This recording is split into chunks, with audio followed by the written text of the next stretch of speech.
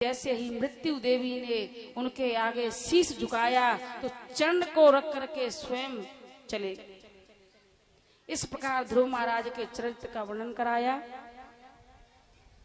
कहा जाता है कि हमारे हिंदू सनातन धर्म में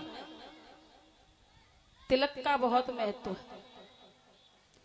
तिलक इस प्रकार है कि जिस प्रकार एक सुहागन स्त्री के गले में मंगलसूत्र होता है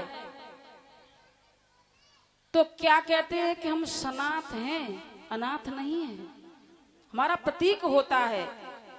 उसी प्रकार प्रत्येक हिंदू का, प्रत्येक सनातनी का तिलक यह बोध कराता है कि आपके ऊपर परमात्मा का हाथ है, आप अनाथ नहीं हो। इसलिए हमेशा शिखा, जनेऊ और चंदन, गले में कंठी, ये धारण होनी चाहिए। गले में कंठी धारण करने का महत्व ये होता है कि न जाने कब इस शरीर से श्वास निकल जाए और उस समय आप गंगा जल ढूंढें, तुलसी ढूंढें, मिले और नहीं मिले। इसलिए हमारे गले में तुलसी की माला होनी चाहिए। अब ये बताइए कि जब बाली और सुग्रीव युद्ध हुआ और दोनों की शकल एक जैसी थी, लेकिन बाली राजा था, उसके कवच, कुंडल, मुकुट सब था, लेकिन फिर भी भगवान भूल गए कि कौन सा बाली और कौन सा सुग्रीव है। तो भगवान ने क्या कहा कि मेली कंठ सुमन के माला,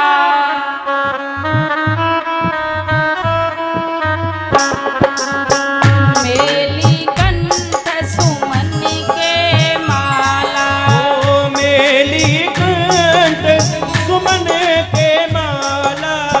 अब कौन से सुमन की माला है? वो फूलों की माला नहीं थी।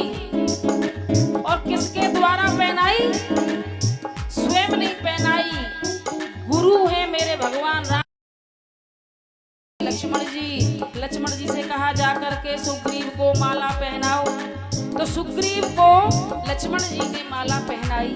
गुरु ने आदेश दिया, मेली कंठ सुमन के माला, ओ मेली कंठ सुमन के माला।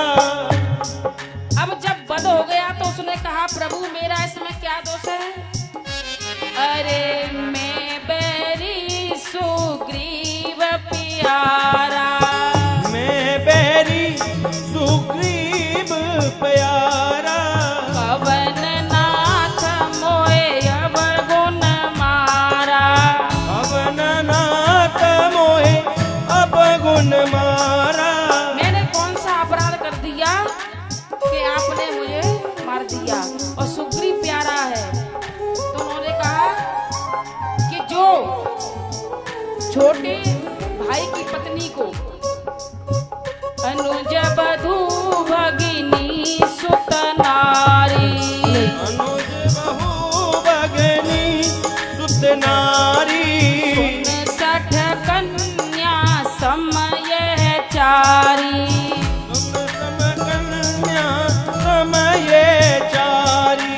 हे बाली, जो अपने भाई की पत्नी को कुदृष्टि से देखता है वो वध करने के लायक होता है, इसलिए मैंने तुम्हें मार दिया।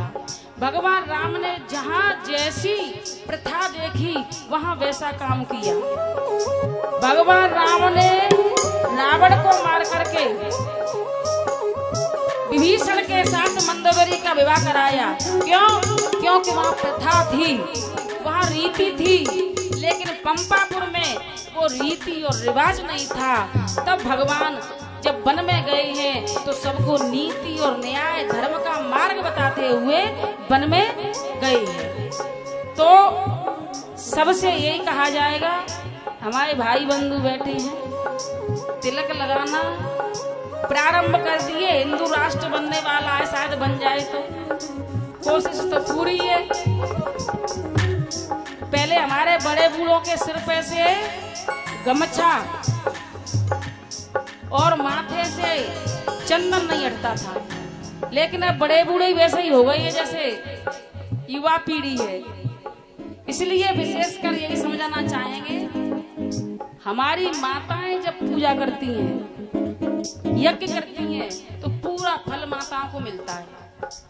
लेकिन जब उनके पति यज्ञ करते हैं तो उनको कितना मिलता है?